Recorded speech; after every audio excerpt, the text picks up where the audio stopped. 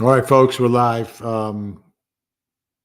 These journals, the RubyFranke journals that have been uncovered and revealed here, absolutely jaw-dropping, to say the least. So we're going to take a little time. I'm going to actually read this journal. It's going to take a little time, but I have a little time right now to do this. So just have to keep my eye on my messages, make sure I'm not missing anything anywhere. So here we go. Thank you for watching. Thank you for joining us. So this is the journal. RubyFranke, you know who she is. This is the woman who had a YouTube channel, Momfluencer, put her family out there. A little bit of controversy because of her parenting techniques. The YouTube channel taken down, demolished. Then she hooks up with this woman, Jody Hildebrandt, who is a counselor and advises her and her husband to split. So they split, and then somehow, some way, RubyFranke and her young children move into the counselor's house, and they start doing some sort of a podcast together. Bizarre stuff. What was going on between these two? A little more insight now as we read from the journal that was kept. It's got dates on it. It's unbelievable. So I'm going to read the journal. I'm just going to take some time to read the journal. This is a big part of the investigation in the case and resulted in the guilty pleas. Jody receives blessing from the temple president, Steve Kaplan, 5/21/23. Doesn't look good for the temple president right there. Ruby and the children, they refer to the children by letters A, J, R, and E. So they're not naming names. So anytime you hear a letter, it's one of the children. Come down to Jody's to help spring clean. Really? Meet Jeremy Jazzy, it looks like. 6:13, Jody goes to SLC to meet with Jeremy Jaggy and Brad Wilcox. 6:30, R, again, one of the children, refuses to do wall sits. He says he's done.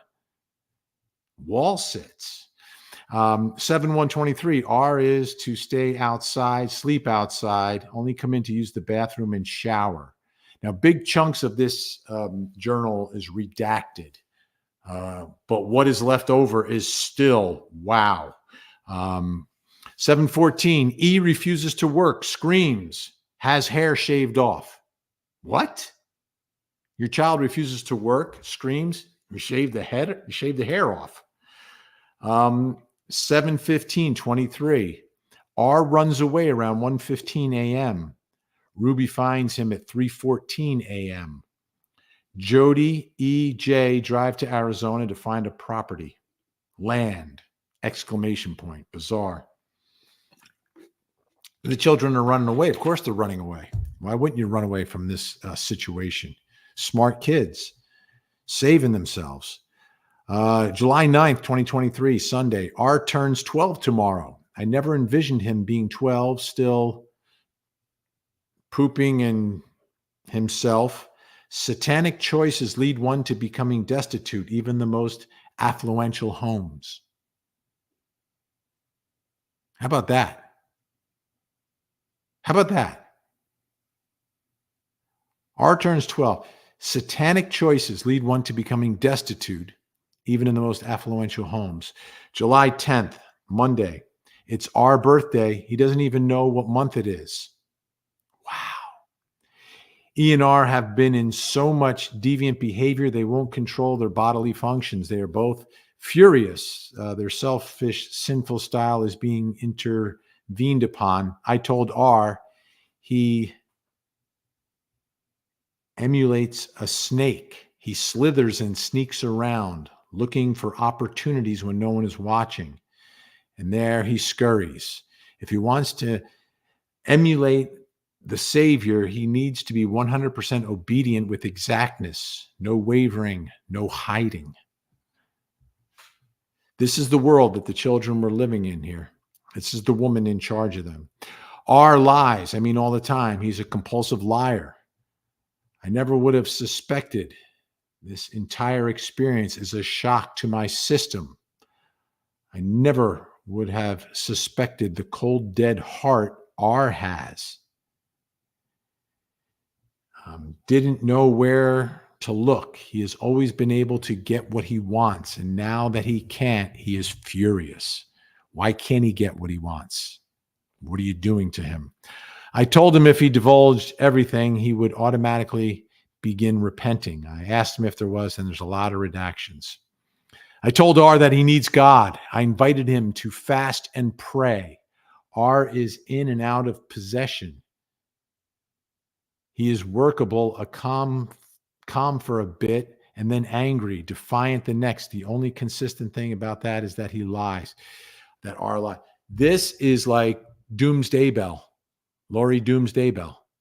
That's what this stuff is sounding like, and the way you're looking at your children. Your children. It's the way she's looking at them. These things that she's saying about her own children. These are like the real thoughts because they're put down in a journal, not what you put out in public, not what you put on a video, but what you really think. In her journal, uncovered, RubyFranke, unbelievable. E is better behaved with Jody. She likes to think she can still manipulate me. I gave her a pixie haircut. All her long hair is gone. No more distracting with hair. I mean, that's part of the punishment here is cutting off the kid's hair. Like, what kind of parenting is this? What kind of religion are you practicing here? What is this? What is this? I don't recognize this. 7/11/23, Tuesday, big day for evil. E manipulates me. She won't scream when Jody's around, but with me, she wails. All night, E screamed, cried, and would hit her head on the tile floor. Today, Jody confronted her. E admits to putting on a show for her mother. E says she wants to be pitiful. R was told to stand in the sun with his sun hat. He is defiant. No. I told him a couple more times, R or I should, saying his demon stays in the shade. I push R into the sun. R comes back. I come back with a cactus poker. When I poke his back to get in the sun, R doesn't even flinch. I poke him on the neck. He's in a trance. He doesn't appear to feel anything. Jody takes him on the cheeks to taps him on the cheeks to wake him up. Wow. What is going on here, folks? What is going on here? What are we uncovering? What on earth are we uncovering in this journal? By the way, we're going to dig into the journal, the phone calls, and the video involving RubyFranke tonight, 8 o'clock on my show on Court TV. Big night tonight. Big night. Okay, continue. The devil doesn't like when you get your subject to, I can't read that word, to truth. R, do you know I love you? Yes, ma'am. R, do you know, I can't read that. Loves you? Yes, ma'am. Do you know the Savior loves you? Yes, ma'am. R wants out of his outcomes. After our talk, R stays in the shade. I take my old mop water and go to R and I show R the water. Then I pour the water on R. Mop water, like the water you put in a bucket when you're mopping with. She's pouring it on him because she's sticking them out in the sun in the desert. What is going on here? What on earth is going on here? But again, this is the evidence that forced the guilty plea. There was no place to go. You have to admit it. That's why there was no trial. Between the videos and the journal and the statements from the children and the physical evidence, I mean, you put it all together. There was nowhere for these two to go, Ruby and Jody. Nowhere to go, which is why they are where they are, why they admitted, took responsibility, and will, I guess, attempt to convince a parole board someday. Wow. Let's see what this says. I went out a couple hours and asked if he wanted to pool again. Wanted the pool again. Yes, ma'am. Will you let me push you in? R laughed. Then tried not to act too excited. R cooled off. Went back to a spot. I put my hands on his face. R, have you heard someone talk underwater? Yes, ma'am.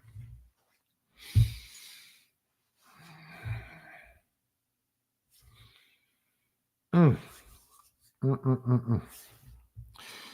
Okay, look at this. I know R is in there somewhere. I know deep down under all this anger, you can hear me. It may sound like I'm underwater with you, but hear me. I love you. R got teary. Then I put my hand tightly over his nose and mouth. I'm coming to you in this water, putting my hands on your nose and mouth.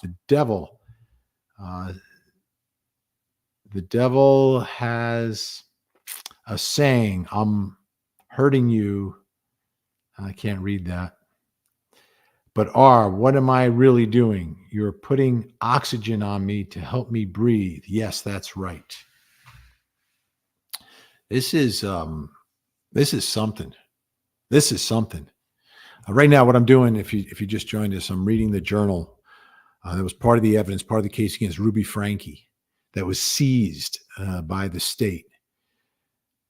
And the more you read, the more you understand what was really happening to these children and why this turned into two guilty pleas with consecutive sentences with a potential of 60 years. Parole board have figured out the exact amount of time, could be as little as 10 is what I'm hearing. But the more you dig into the evidence, the more you realize that there was nowhere to go here. Nowhere to go. Thank you, everyone, for joining. I'm just going to check in and see what's going on here. Yeah, kind of like waterboarding. I think you're right there. Thank you, Jenny. We're getting our regulars in. Absolutely.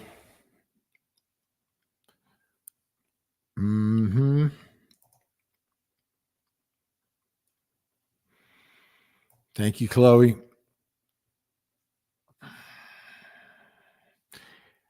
I can't imagine. I mean, it's possible, right? It's possible, but I can't imagine that quick. And I agree. This is a lot like Doomsday Bell. This is so much like Doomsday Bell.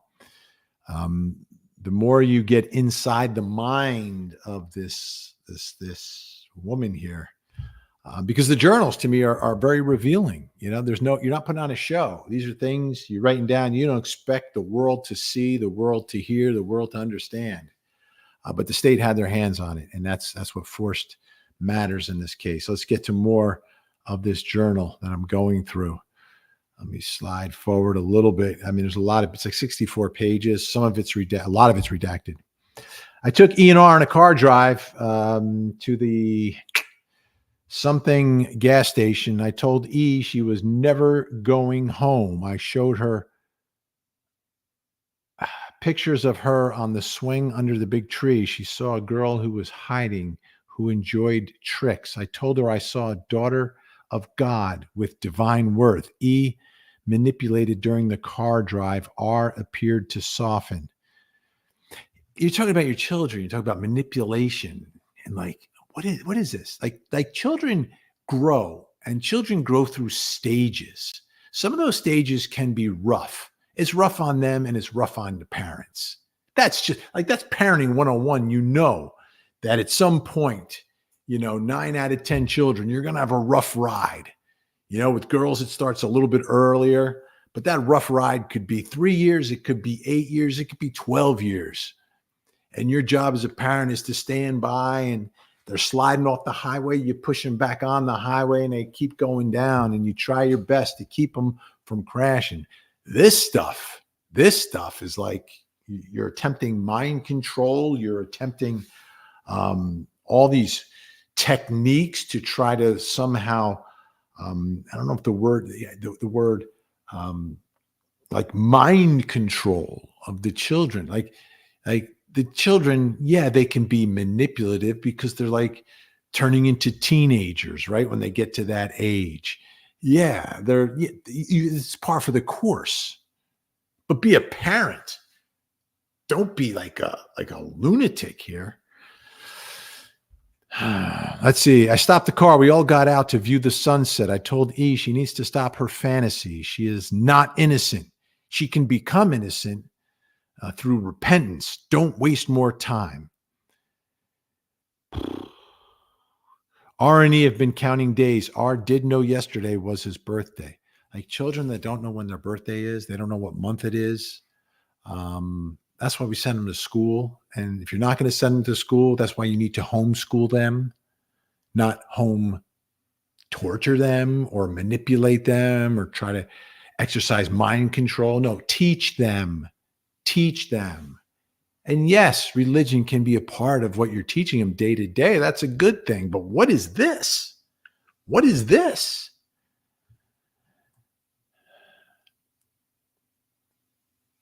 E told me she figures they had been here 8 weeks. I asked E if she felt like she had made progress over the 8 weeks. Yes. I told her she was delusional. She has made no progress. She continues to manipulate. Last night, her screaming and headbanging were evidence of no change. What is that evidence of? I don't know. From where I'm sitting, it's evidence of bad parenting, abuse.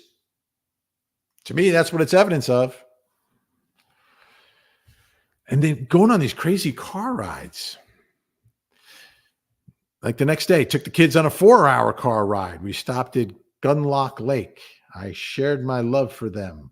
We watched a baby cow get loose and walk into the road in front of us. I made the analogy of the not so wise calf to them. I was keeping them safe when they want to run in the road. We drove to, I don't know where that is. I bought a volcano something. I told the kid, pie, a volcano pie. I told the kids the pie was to thank Jody for her home.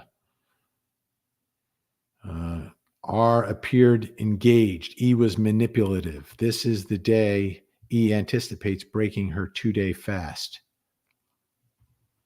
Growing children fasting. We saw what they looked like, right? Those pictures, emaciated. Ugh.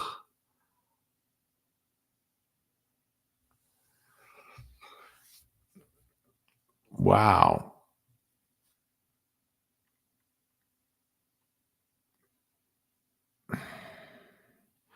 Now, this part is interesting. When we get home to, I guess, Jody's, I let R know she has hardened her heart and will do one more day of fasting to invite her to humble. Another day with no food. E flips out, begins ranting. She refuses to get up. She lives on the floor all day, speaking dishonest chants because Jody, I think Gijo is Jody. It says like Gijo is on the phone with clients. I don't go in. I don't go in and match her level of aggression.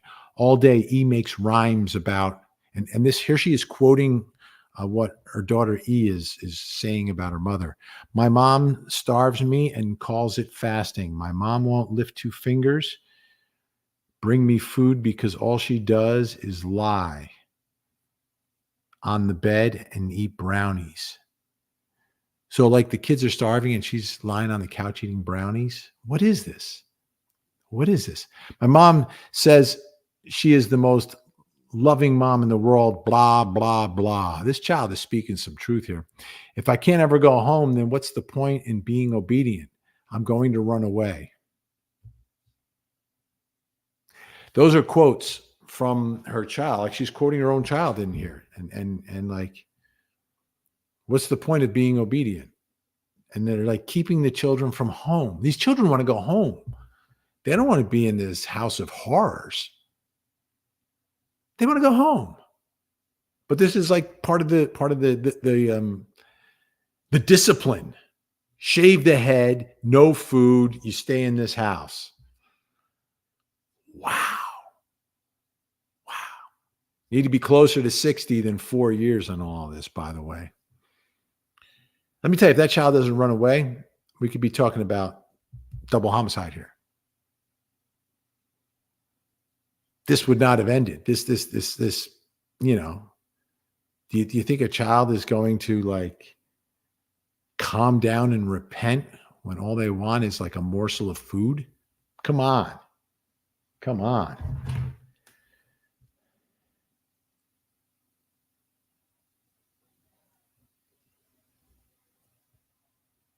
So I have to send a note to work real quick.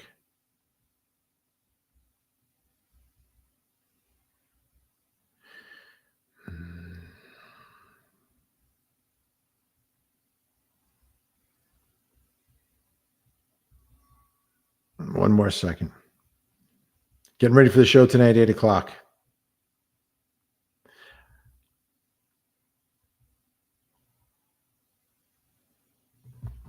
Getting ready for the show, 8 o'clock tonight. We're going to do a lot of this stuff. We've got the journal. We've got our experts. We've got the phone calls as well, plus all the video that's now been revealed. So we understand what was really happening in this world. And it's hard to believe that this really happened, right? And I think the part that is scaring me the most of all this is how similar it is, and is being pointed out, is similar to Doomsday Bell. That are there more? Are there more out there? Are there more mothers like this? I hope not, but wow. Like you're looking at your child and you don't see a child, you see like a demon or something. Unreal. Rosanna. Yeah. I agree. And you say both. I say all three because I include Doomsday Bell in all of this, right? You wonder what, like, can you actually think this is going to help someone? Or is it a power trip and you've got that cold blood running through you? That streak of evil running through you that just comes out because now we've got an opportunity to do this. Right? Wow. Thank you, Marie.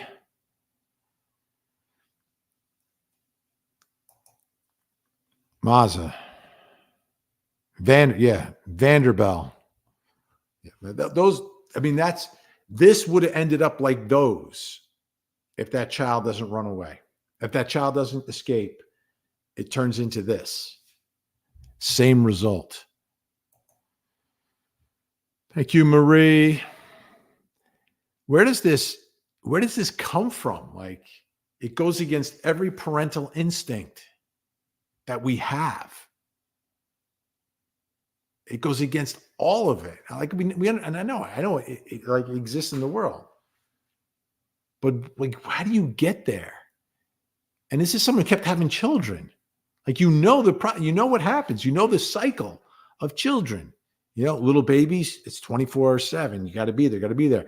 Then when they start to walk, oh my goodness, got to keep an eye on them all the time. Got to baby-proof the house, everything else. Then they start to talk. Wow, great. Then they start to learn. Then they start getting their personality. And then sometimes they agree or disagree with you. They cooperate. They don't cooperate with you. And then come the teen years. Look out for the teen years. But it's part of it. Like, you understand it. See, that's the part that shocks me. Like, in their own minds, they're thinking what we're doing is okay. Like, this is okay. This is the way you're supposed to do it. Now, and by the way, these two had their little business podcast, whatever, Moms of Truth. That's the scary part, right? There were like moms maybe that were listening and getting advice. And don't forget, Jody was like counseling families and couples. So how many of them got destroyed? Adam Steed is the one who's the most outspoken. He's going to be on the show tonight. Gives you great insight into the workings and the way that Jody operates. It's maddening. And got the approval, like you saw in the journal, that someone from the temple was, giving blessings. Ooh, yeah. Oh, yeah. Oh, yes, Danielle. Unfortunately, yeah. And, it's not going to be the last time we see something like this. But I think one thing we got to keep in mind, two things keep in mind. One, we didn't have worst case scenario results here because of the bravery, the strength that God gave that child, right? Like Ruby and Jody are talking about God, but no. God gave that child the strength and the ability to get out. That's how God intervened in this family. Nothing that she said.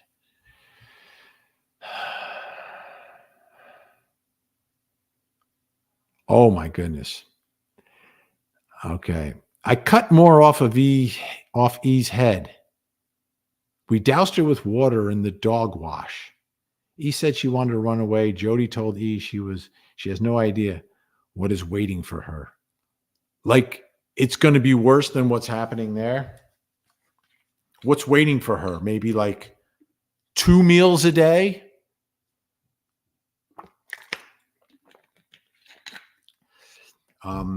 The use of religion to cause pain and harm. That's bad. That's really bad. Now, on the what I'm reading from this journal, Ruby's journal, there's a lot of redactions. I mean, a lot of redactions. So think about what's behind these black, like, pages are just blacked out. Like, what's behind those pages? Like, this is the stuff that's released and made public. And this is bad. What's behind the redactions and the black pages? Like, scary. Again, this is why we had no trials. From the outside looking in, when this first happened, I really thought there would be a trial because I thought they would kind of go after each other. Ruby would say she was a victim of Jody. Jody would say, Ruby and her kids, I tried to help them. But Ruby, man, that woman's just evil, right? And I could see that.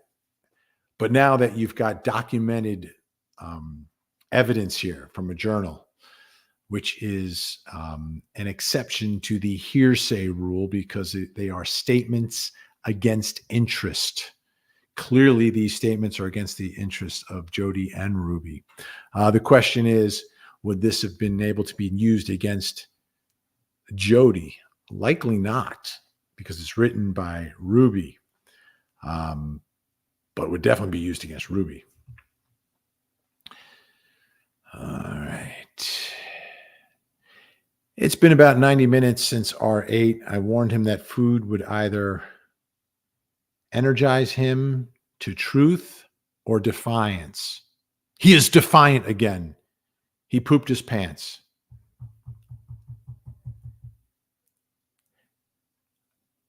His poop is too watery to be fasting. R admits to stealing water 3 times yesterday. R lies and feels no remorse. The child is stealing water, and for that he shall be punished. What? Thank goodness, again, that this child was given the strength and the ability to understand what his body needed. Dehydration is the problem. Like, you can go days without food, but it's hard to go days without water.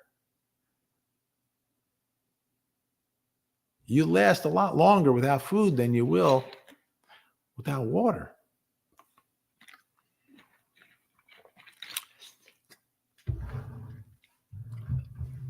If this were 2 men and they were sent to prison, I don't think we'd have to worry about the parole board. And this is how she refers to her kids: these selfish children who desire only to take, lie, and attack, have zero understanding of God's love for them. What? Where's that coming from? How do you interject? How do you interject God into this after what you're doing? You've got to be kidding me.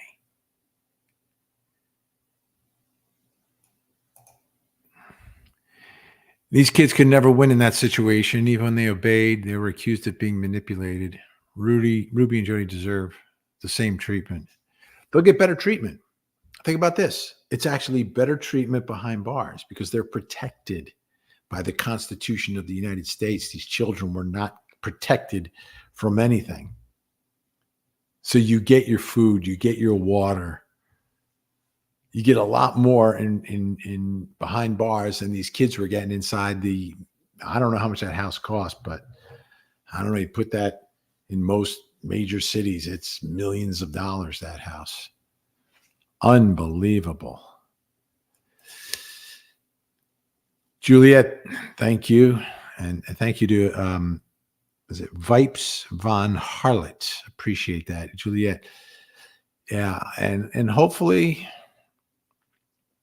it's going to take a lot for these kids. It's going to take a lot. These two had to have been lovers, right?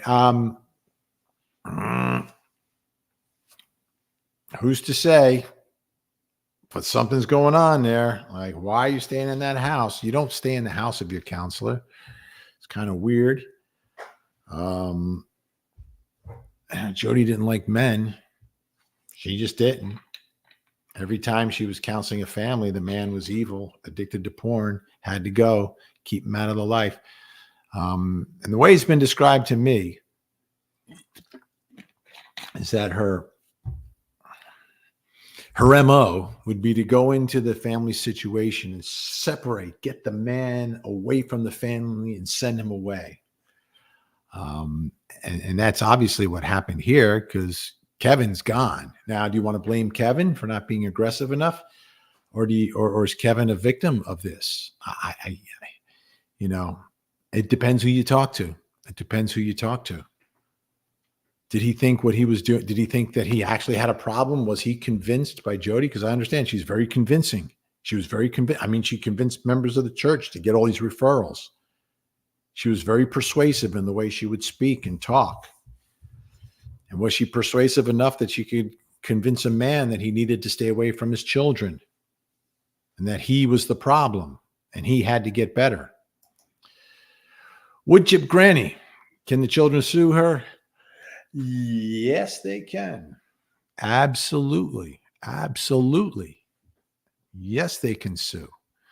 Now, the children, they would need a lawyer, probably some sort of a guardian to step in the shoes, but absolutely. And I don't know if she had the house paid off or not. I have no idea how much money she had in the bank.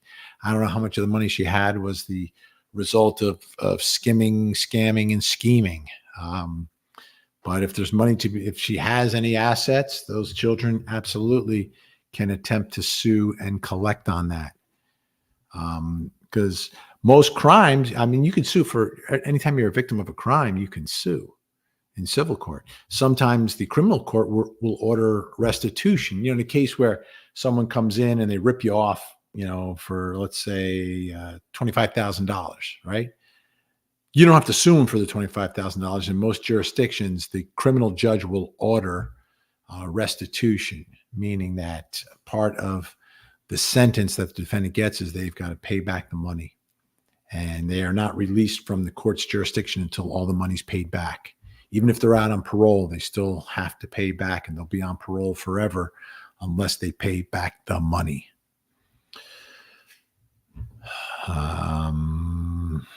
So the answer is yes, they can sue. They absolutely can sue. All right. Okay. One of these is upside down. It was scanned in by investigators upside. So I can't read the prior part, but the Savior used in his interactions, go sell all you have and follow me. Sin no more. Go wash 7 times. Tell no one. I can't read some of the writing here. Tell the city. Preach my gospel. Feed my sheep. Yeah, how about you feed your own children? If you can engage a weak-minded soul in a physical activity of obedience, you can begin to break the bond Satan made with the weak. I mean, she's basically saying that her children are weak and that Satan has a hold on them. And this is exactly what we're talking about with the whole doomsday bell. deal. Now, Shonda Van Ark was a little different. There was no religious part of any of this, right? With Doomsday Bell and Frankie, Ruby, there is a religious component to everything that's happening. And it comes back to that, right? Now, what's interesting, okay? Now, this is interesting, and I want you to think about this for a second, a little legal analysis. Utah's the state. Is it Utah or Idaho? It's Utah and or Idaho. We cover 50 states on Court TV, so I get familiar with some of the differences in the laws in some of the states, but I think it's either Utah or Idaho or both. It may be Utah, where I think it's Idaho. It is Idaho. But classic insanity defense, and that was another potential defense here for RubyFranke, potentially. And hear me out, because under traditional insanity defense, the legal standard, the legal test is you can't tell the difference between right and wrong, right? You don't know what's right, you don't know what's wrong. And the classic example I use in these cases involving mothers that do harm to their children is if in the act of doing it, they believe that they are saving them.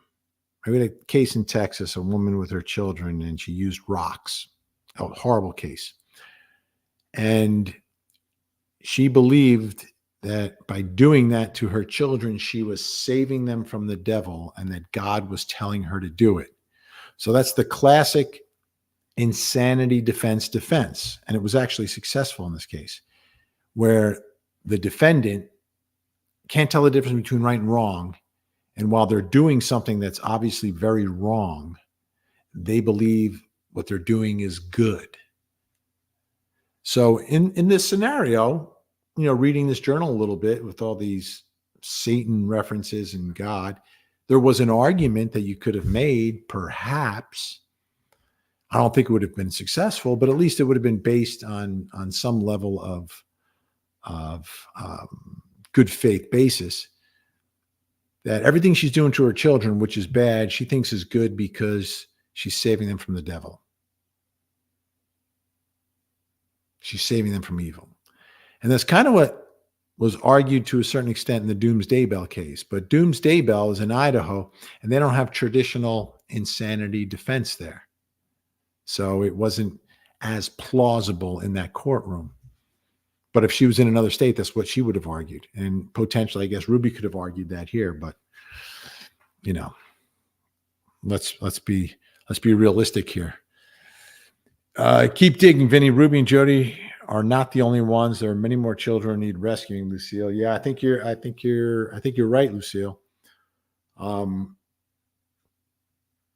Which is another reason why covering these stories and covering these cases raises awareness. And while it may not be a mother who is doing this, maybe another family member will notice certain tendencies or patterns and keep a closer eye on what's happening in that family.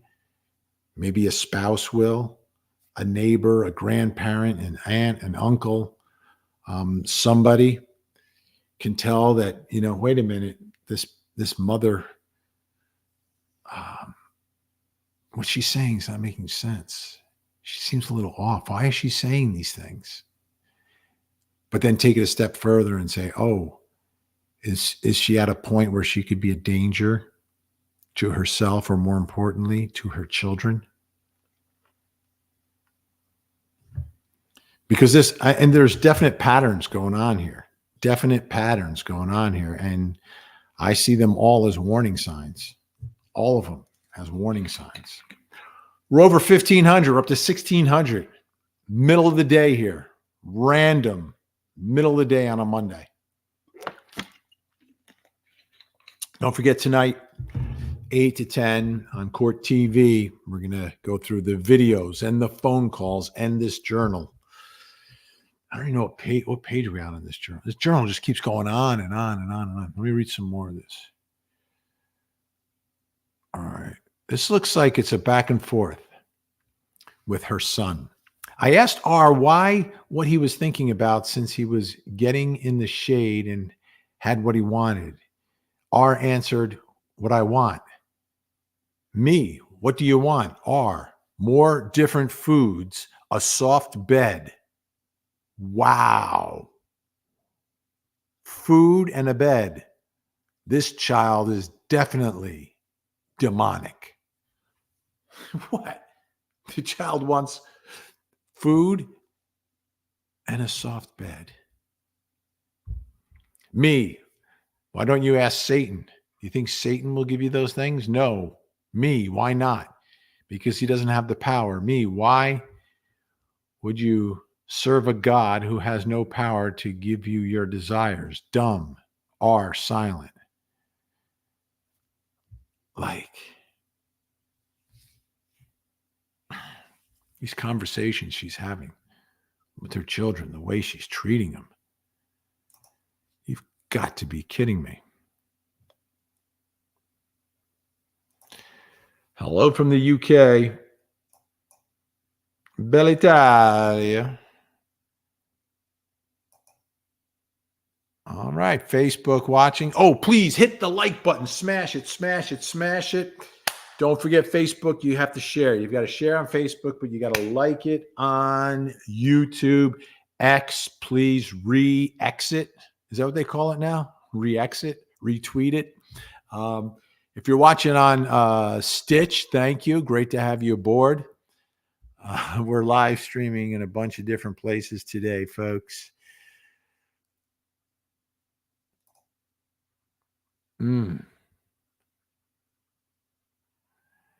Yep. It was the 8 passers. Very popular. Very popular.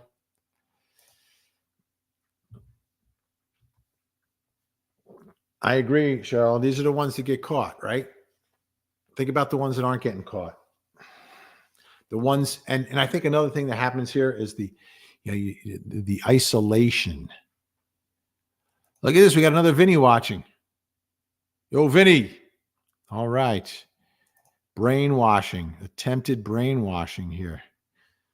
This makes no sense. Living in fear. That's not how a child lives.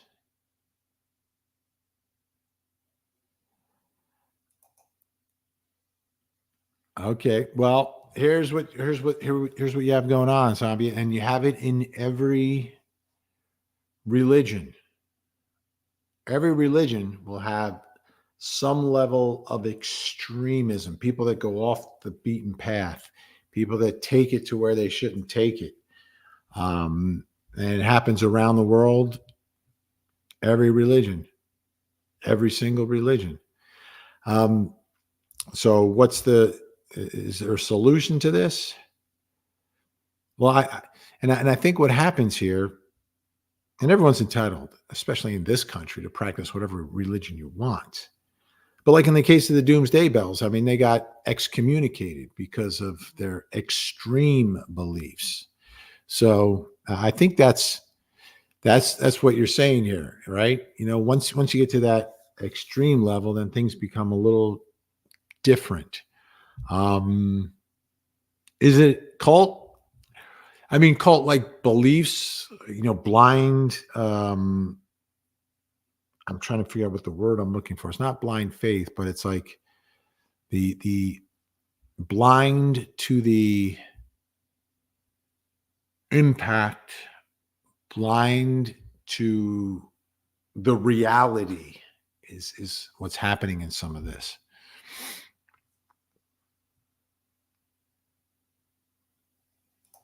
No, according to her daughter, and she wrote, and I mean, Ruby wrote in her own journal that her daughter was complaining because she's sitting on the couch eating brownies. Right. Sitting on the couch doing nothing, telling the kids to do work while she's sitting there eating brownies. Unbelievable. Unbelievable. This is off the record. This is a good point. She documented this. So, two ways to look at this. One is, again, can't distinguish between right and wrong and thinks what she's doing is right. Or who's going to read this? No one else is going to read this. She's not sophisticated enough to realize at some point there's going to be an arrest, a raid, a search warrant, and a seizure, right, of all these items. But the documentation, if you're doing like an insanity type of defense, if she did, which didn't happen, that could be used. And you're correct. It's insane. It could be used as proof of the insanity, thinking that if you were doing all these things that were wrong, you wouldn't write them down. But if what you're doing was right, you would write them down.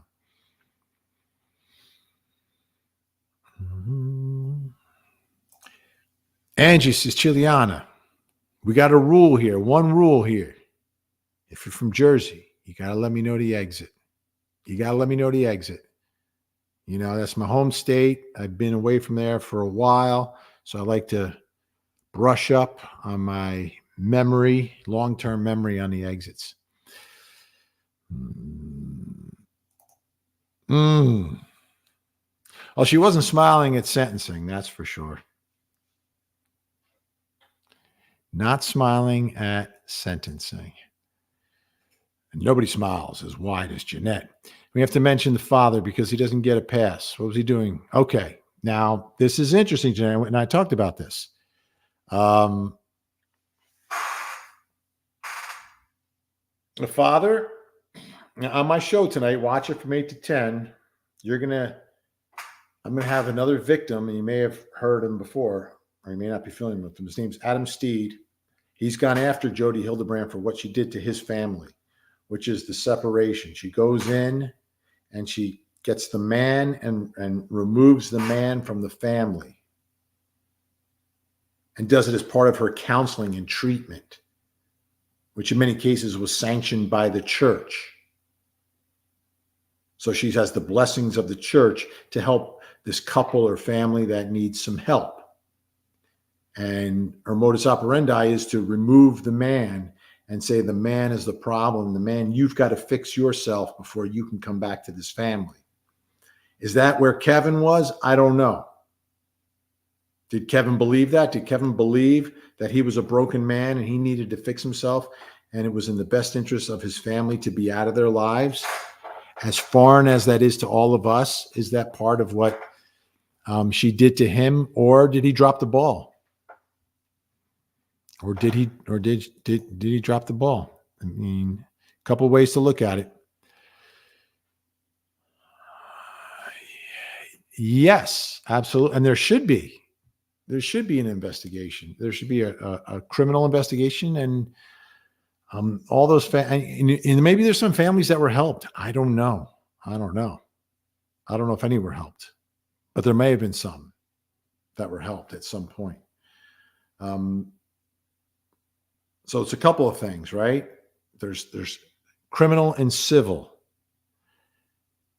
Are there criminal laws that are broken by what she has done? In this case, obviously, yes.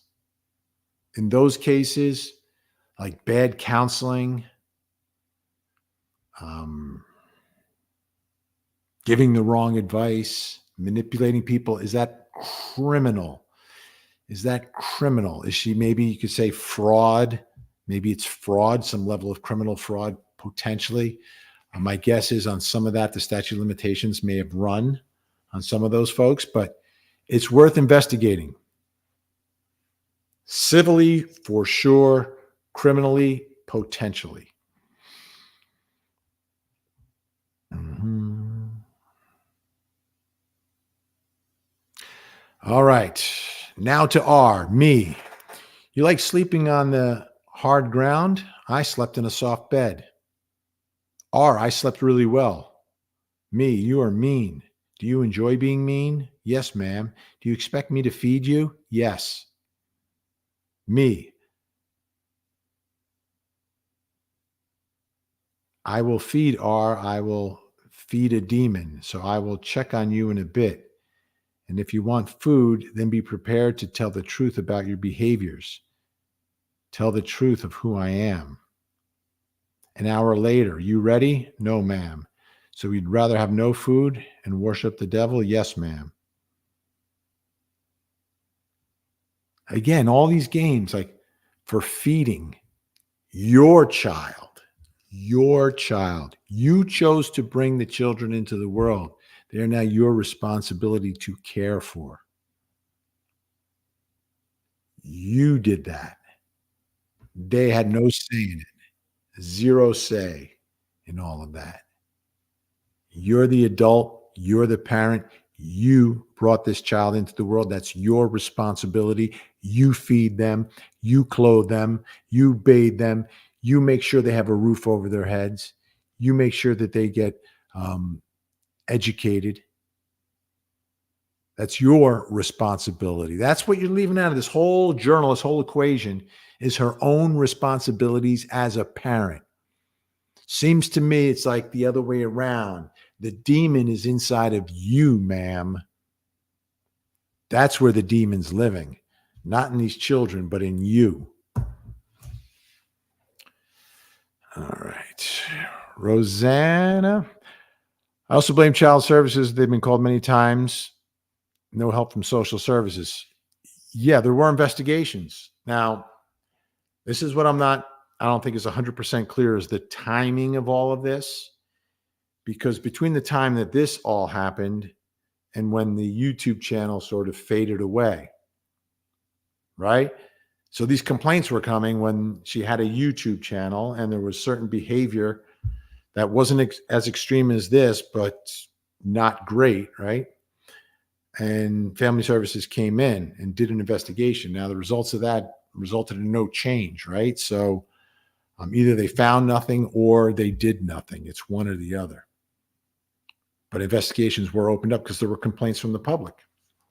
But then there's a passage of time between the YouTube world and then this reality setting in.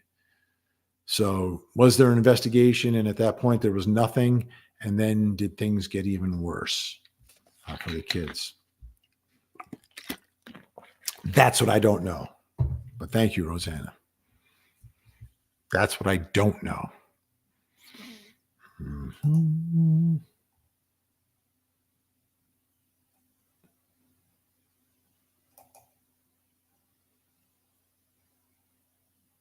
Yeah.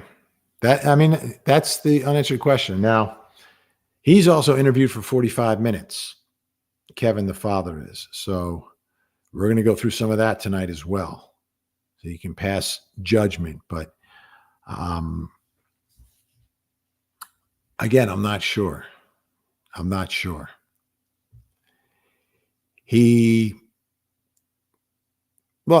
Kevin has paid the price here in that he's going to have to work to try to get his children back.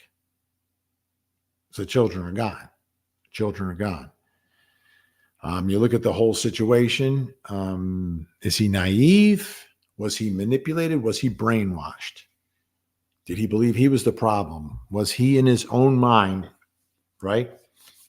Was he in his own mind thinking that he was doing what was in the best interests of my family? To keep my family, I have to stay away from them now because that's what Jody says. I mean, likely you and I, some woman comes in and says, you guys have to be apart and you can't see your children. You're going to tell them, see you later. I'm going to get another counselor. Sorry, getting another counselor. But did this counselor have the blessings of the church? Was that part of the problem? I don't know. Where are the Facebook comments? Says Nancy.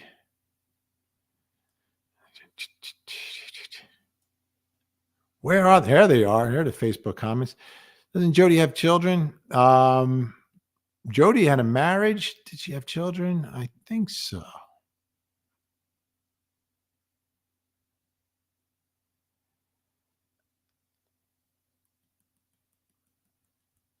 I know she had a niece who does not speak highly of Jody because that niece was subjected to all of that. She may not have children, or she may. I'm not sure on that. I know she has a niece. Sally Seashore. See, here are all the Facebook comments. Facebook is definitely here. All right, let's hit the like. Our goal. What time is it? All right. It's starting to get a little late. We're over 1,700, and it's been steady viewership today in the middle of the day. All right. Keeps coming back to the dad. Why isn't the dad being charged? He wasn't there. He didn't physically do anything. You want to get him for abandonment? That'd be a tough case to prosecute based upon if they're in the midst of this counseling and he's following the advice of the so-called professional. That'd be a tough case because criminal cases, it's the state of mind when engaging in the conduct. So what was his state of mind in engaging in the conduct that he was engaging in, which at best would be child abandonment? But is it abandonment? I mean, think of it this way. I mean, millions of people get separated that have children, and one parent is the custodial parent. Even if they haven't gone to court yet, like, okay, we're separating, you get the kids, because he moved out of the house. Like Ruby was living in the family house. He was boom, out of there. So he had to get his own place. And this happens all the time. So how much responsibility do we put on one spouse when there's a split and the other spouse has custody and things happen to the children? You see the problem in trying to prove that case? Like, did he have intent to harm the children? He had intent not to be there, but why did he intend to not be there? Was it because of the so-called process they were going through? Now, if it's just get up and leave and never check on the kids, again, it's a tough criminal. I mean, it's more like a case like if a father or a mother, one or the other, gets up and just leaves and something happens to the kids, how do you hold that person responsible who left? You might be able to hold them responsible for their obligations to financially support the children, but to hold them accountable for conduct that they're not engaging in, and you're sort of charging them for not preventing it from happening. It's a stretch under the criminal law. It really is. Is there a moral obligation to be there? Of course. Of course. And again, this gets into the mindset.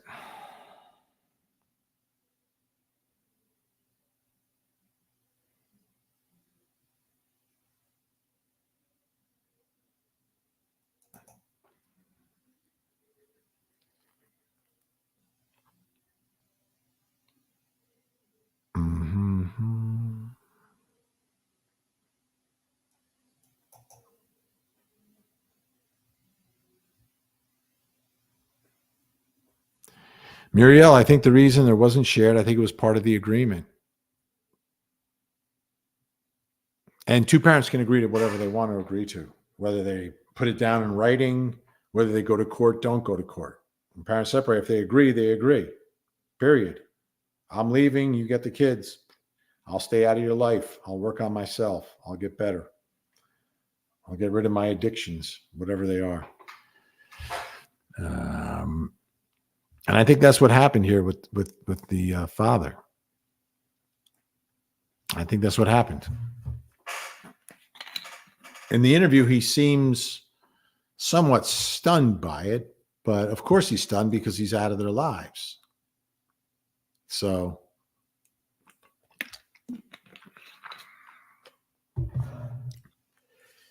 Again, I'm a former prosecutor, so I understand what it takes to convict someone beyond any and all reasonable doubt. So it's one of the toughest things to do inside a courtroom. And you've got to have a very rock solid case, theory, and statutes that are applicable to the conduct that is alleged. So I don't think people are happy with what he did and how he did it. But by the same token, I don't know if that's enough to go inside a courtroom for or in front of a grand jury to get an indictment. Under what theory? The only thing I see potentially is abandonment, and even that stuff. So many great comments today. Awesome to have everybody aboard. So I'm going to cut out now. I got to get ready for my show tonight on Court TV, 8 to 10. But as always, coming on here, having these conversations, I think is very helpful in the big cases. I try to give you some more depth and insight, try to answer some questions if I can. I appreciate all the support. Appreciate smashing the like button and, of course, sharing the video on Facebook and rexing it or retweeting it on Twitter X. And I don't even know what you do with it on Stitch. I guess, do you share it on Stitch? But all that is very much appreciated as we're growing this YouTube channel basically from scratch. Started a couple of weeks ago, and things are starting to pick up. People are finding me, and you're a big part of that. By you sharing and liking, people are able to find it. Facebook, we just broke 1 million followers there, which is awesome. And we're just building the numbers up here on YouTube. Next big goal, I guess, would be 50,000. We broke 30,000, so the next big number would be 50,000 there. So let's push towards that. In the meantime, I'll see you 8 o'clock tonight, and likely perhaps tomorrow here if there's something that I need to talk to you about. Thank you so much. Have a great day. See you at 8. And please don't forget to hug the kids.